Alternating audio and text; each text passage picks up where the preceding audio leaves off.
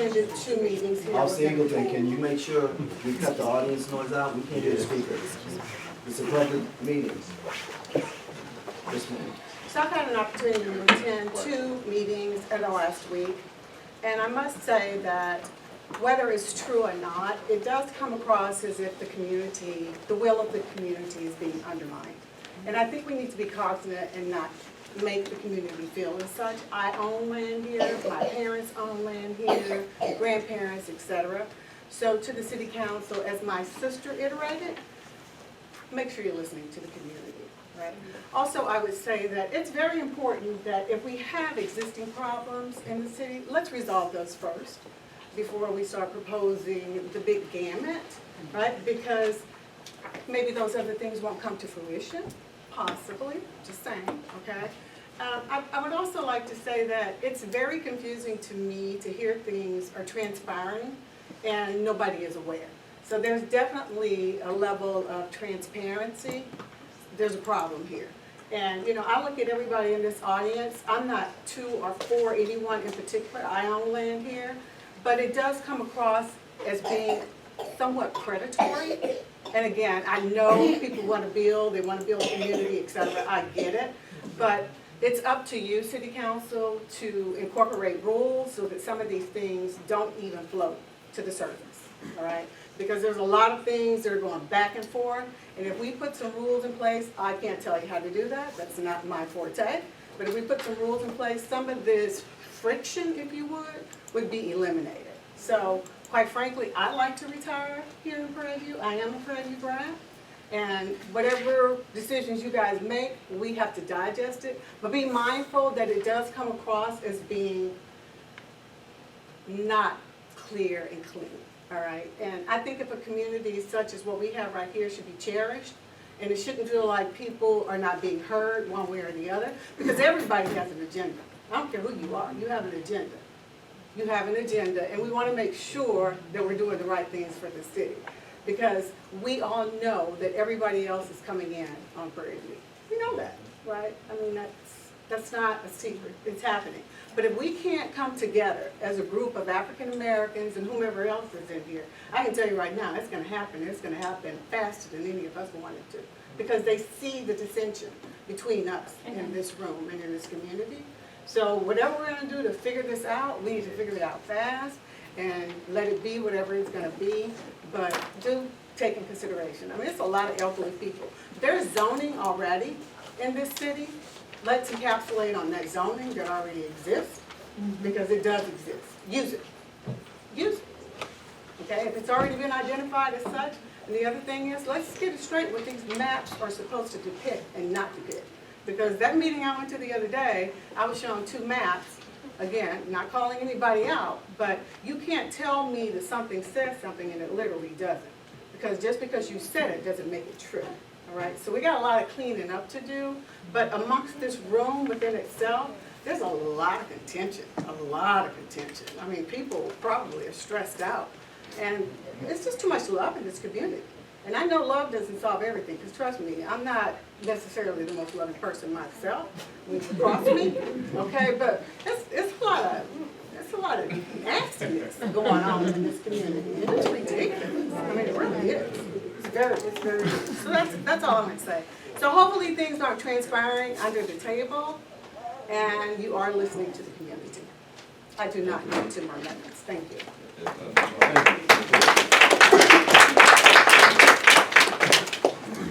Carol Hardaway Freeman, from item 6. Ms. Freeman.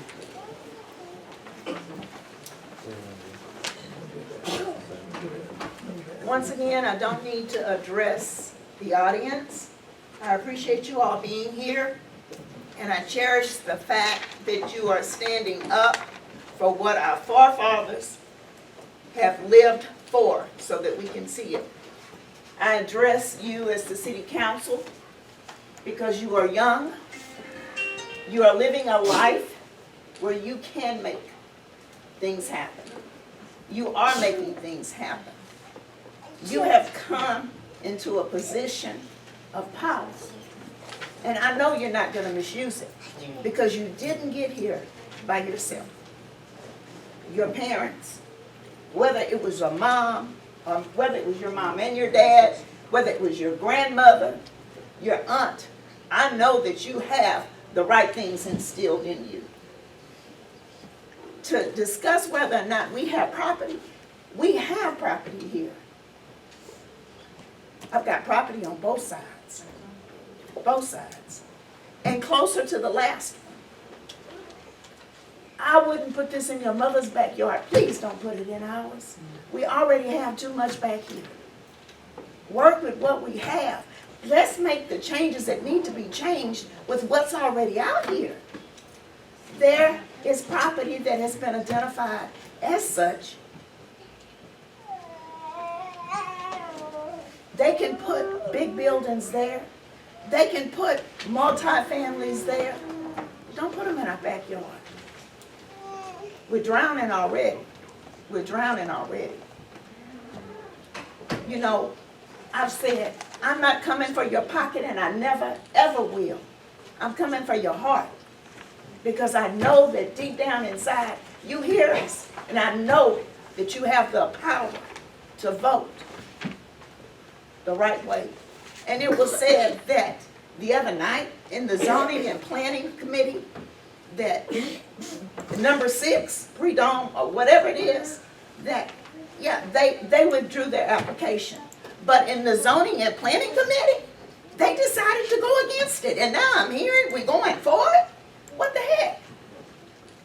I mean, somebody's got to tell the truth. We are a dying age out here. You've got to take over.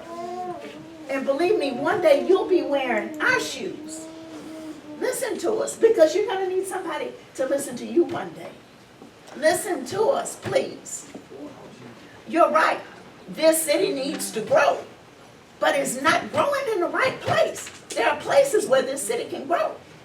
Not in our backyard, not in yours either. I don't think so. Thank you.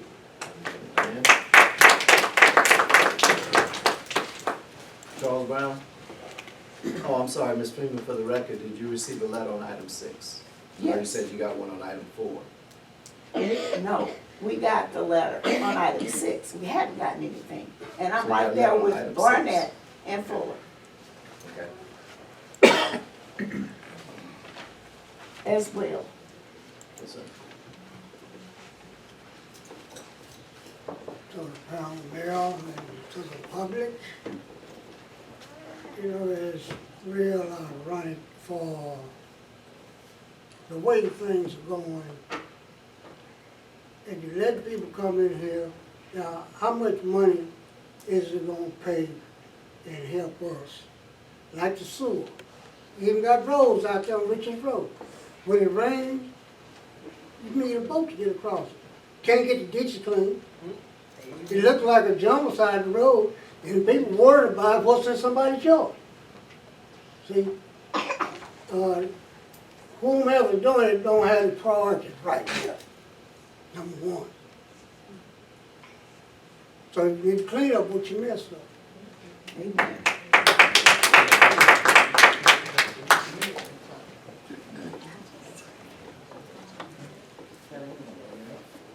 Okay. Ms. Barnett, come forward.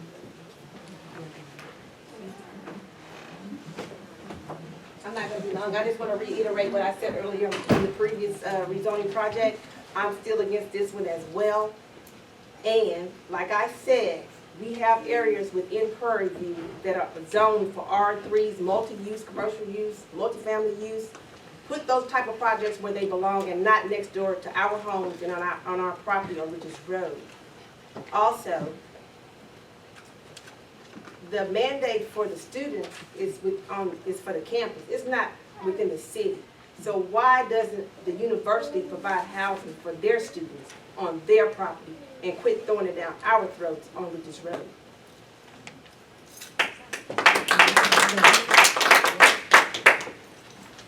Okay, is there someone else who signed up for 6 that hasn't spoken? I signed up too. Okay.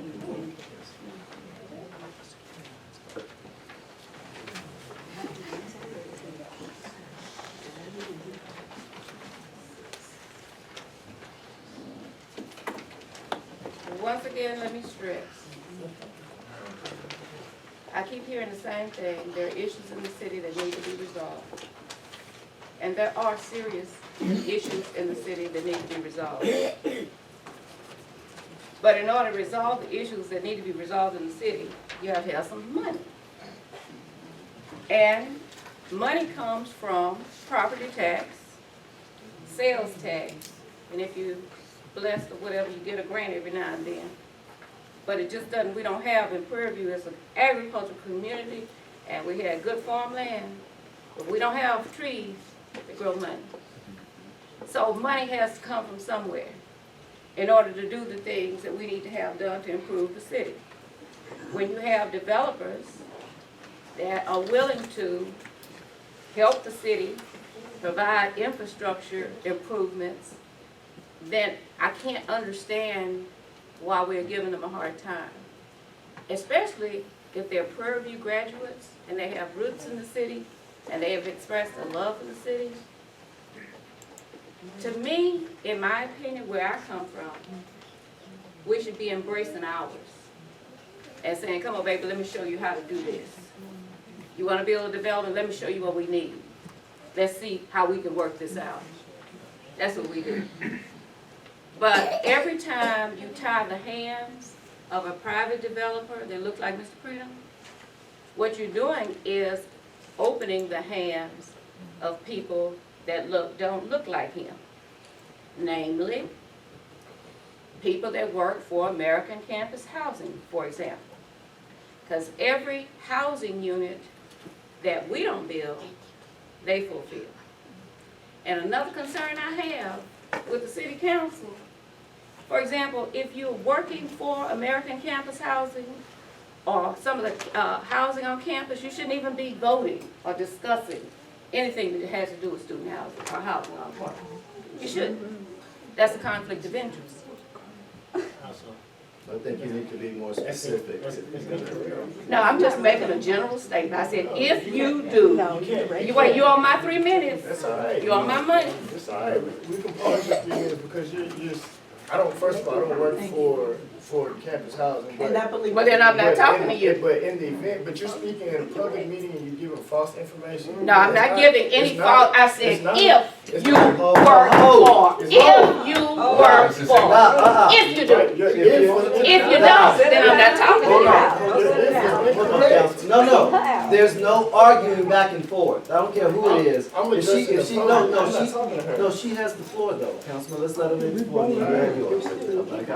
Go ahead, Ms. Brown, please finish. I'll repeat my statement. If you work for American Campus Housing or any of their own campus housing projects, you shouldn't even be discussing or voting on developers that want to build student housing, private developers. I think that's a conflict of interest. But what I'm saying again is that what we need to do is embrace our Prairie View graduates that have money, that want to come back to this city and develop. We should embrace them, show them how to make money. Hold on, Councilman Jones. Our time is complete. I move that we close public comments. Amen.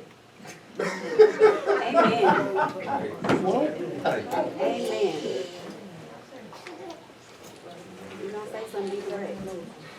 So, Your Honor, for anyone who has spoken prior to this time, including whoever is speaking at this time, you can do that for. If there's anyone who has not spoken in the audience, you do need to allow them to speak at a public hearing.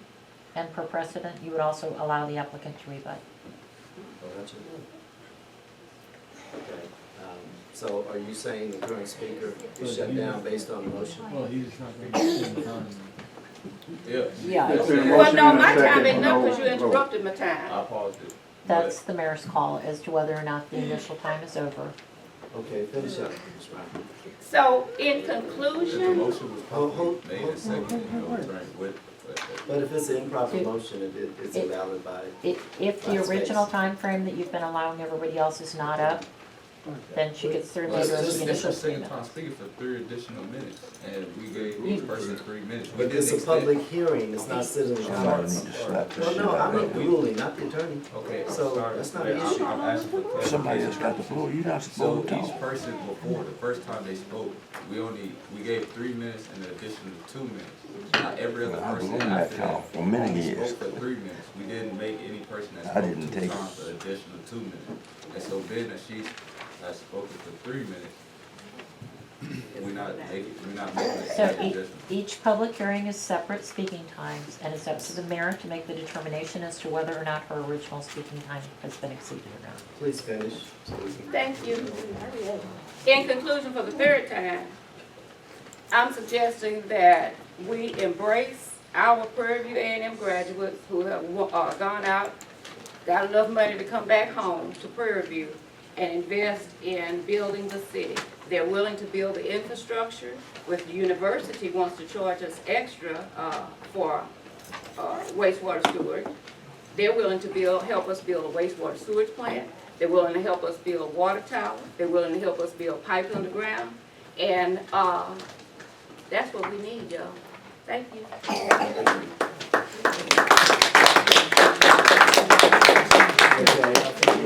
My point Yes, is, Councilor Randall. as a point of clarification, if there's, like I said, I don't work for American Campus Housing, but it wouldn't be a conflict of interest unless you work for the development side of American Campus Housing. If you're hired through the university to work for the dorms on campus, it's not a conflict of interest. Just for the record. Okay. We are now closing the public hearing on item number 6. Opening the public hearing for item number 7. Hold the public hearing on an application by Frank T. Hawkins. Your and Honor, Mary- Yes. did you want to reopen it to give the applicant the opportunity? Oh, I'm for sorry, past I'm sorry. precedent? I don't know if Please, if yes. they wanted to or No, not. no, we have to treat everybody the same. Okay, reopening number 6 for a rebuttal from Freedom Developments, if they've got anything that they want to kick back in. No, thank you. Okay, so we'll stay with opening item 7, hold a public hearing on an application by Frank T. Hawkins and Mary S. Hawkins for the rezoning of property located at 204 Hawkins Street, Prairie View, Texas, being lot 62 and 63 of the S431000 Clark neighborhood, and being further identified as property ID number 15730 in the public records of the Waller County Tax Appraiser District from R1 Single Family Residential District to R3 Multifamily Residential District or to General Commercial District. Am I Hawkins. Yes, sir. supposed to make a presentation? Or speak to your project, whatever you want to say about it.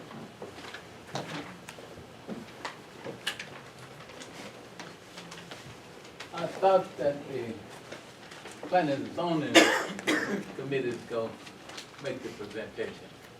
Oh, no, but they simply make a recommendation when we get to the ordinance to vote on it. Did they make the recommendation? No, they haven't made any of them yet. When we get to the ordinance to actually vote on it, then they'll make that recommendation. So here we're just kind of hearing from you what you might like to do, or, okay, you have questions on it. Good afternoon, citizens. Good evening. My name is Frank Hawkins. I live on the corner of Hawkins and William Street. I had a proposal a couple of years ago to build a bread and breakfast on the corner of Hawkins and William Street. I thought, and I was told that it had been approved. The bread and breakfast is a 8-unit bed complex. And it's north of the big university development. It's west of a series of small buildings that's adjacent to my home property. It's south of the west of frontage of my house with buildings on those small buildings. And I'm trying to put a 2-story bed and breakfast that will be accommodating researchers, professors that come in for tutorials and speeches. It's not a long-term facility. It's a short-term facility. And I have presented to the Planning and Zoning Committee repeatedly to get approval to build a bread and breakfast in Prairie. I've been here since 1965, full-time. Before that, I taught here before I came here full-time. I retired 15 years ago. I was on the city council at one time, and we did the thing, not properly, of course. And at the present time, I'm full-time of zip code rezoning. And I live in Prairie. In fact, I live on the corner of Hawkins Mead and William Street. So that's about it. And there's the chairman, Mr. Harrison, are you going to present the?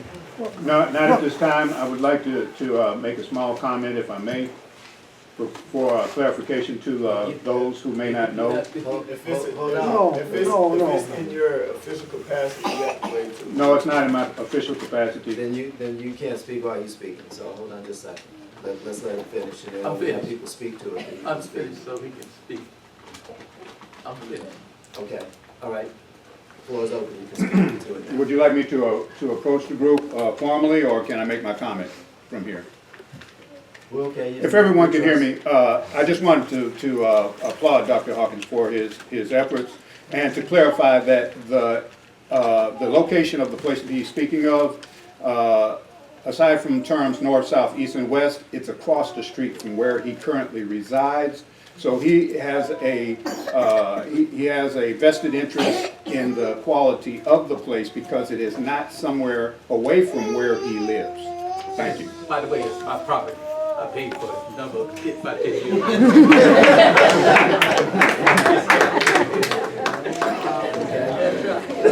Is there anyone else who'd like to speak to item 7? Anyone else who'd like to speak to item 7? I have a question of clarification. Yes, ma'am. Mr. Hawkins, you have a request for R3 multifamily residential or GC general commercial district. If the city council were to approve your request, they're going to have to pick one of those two. So if you would tell them your preference on those two, in case they get to that point later on in the meeting. You want me to do that now?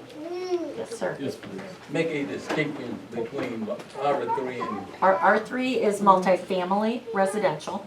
General commercial also allows the use, but it could also be sold general for, commercial. okay, but either would be acceptable is what you're saying. Anyone else on item 7? Going 3 times. We are now closed the public hearing on item number 7. Item 8, discuss and take action on the approval of city council meeting minutes dated October 28, 2019. Councilman Jones. Mr. Mayor, I move that we approve the meeting minutes for the October 28th meeting. Second. It's been properly moved and seconded that the October 28th meeting minutes be approved. You've heard the motion, ready for the question. All in favor, say aye. Aye. Let the record show it's unanimous. Item 9, Police Department 30-day activity update. Officer Eagleton.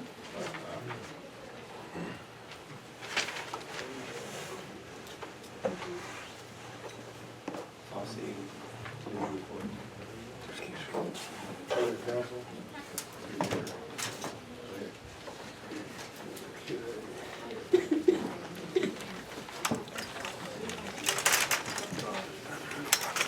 This is coming in on the, pretty much from the last, report that I did, the last, meeting.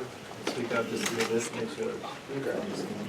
From the last report that I did last meeting, we're still finally, working on the brackets. We got the brackets, moving into the, for the vehicles, for the computer system. And then the instructor also from the last meeting, working on the property room and give the alarm system and correct, okay? Okay. Now, you guys have a first activity by date sheet. That's gonna give you some statistics from, let's see, September 1 to 11/5. And those statistics are done by hour, okay? It covers from that time. And we also have a total of 5 reports since the last meeting, 2 of being involving domestic violence and shots being fired in the area. So that was a concern for the officer safety that we were dealing with, especially since the last meeting. Can you tell us, when you say concern for officer safety, you haven't told us why? Basically because we have 1 officer per shift that's working 12-hour patrol shifts. And when I say, if you notice on the back part of my time sheet I have where it says at least 20 officer safety issues. These are the issues involving assaults, burglaries, escapes, family disturbances. Family disturbances in law enforcement are the worst type calls as far as officers needing backup or anything like that. From the time that we arrive on the scene, most times if we need backup, it's going to be a assistant agency, other city, and that's additional 5 to 7 minutes. So that hampers our response for any type of priority call.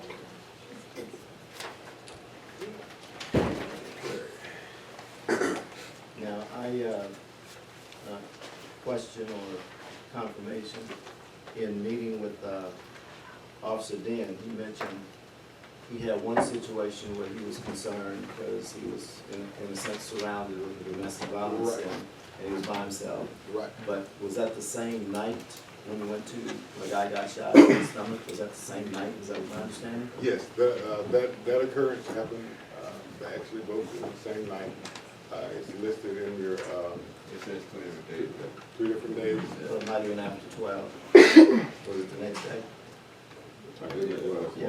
Yeah, that's what that was. It was in that same So that was patrol a large shift. party that he talked to you about? Yes, yes. In Brookside Apartment? And on that same issue, we have 2 officers that's actually assigned to night shift. The other officers, both officers have concern, voice their concerns of officer safety because, you know, they're out there alone and they have to be very cognizant as to why and how they respond to calls versus helping assist. Questions of Councilman Jones? Oh, see, so, we driving around, how many officers do you have actually on patrol?